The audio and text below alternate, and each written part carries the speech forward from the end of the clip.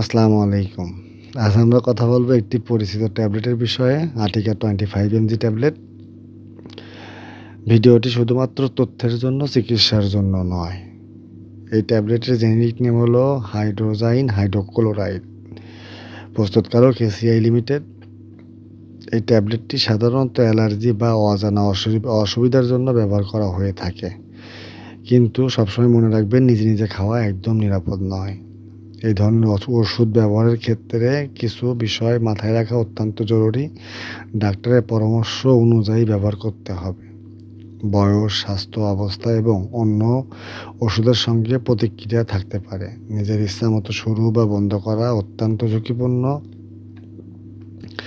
একজন দায়িত্বশীল ফার্মাসিস্ট হিসাবে আমাদের লক্ষ্য সঠিক তথ্য দেওয়া, ভুল ব্যবহার থেকে সতর্ক করা, দায়িত্বশীল ফার্মেসি সার্ভিস দেওয়া। এই ভিডিও রোগ সারানোর প্রতিশ্রুতি নয়। সবাই ভালো থাকবেন। আল্লাহ হাফেজ।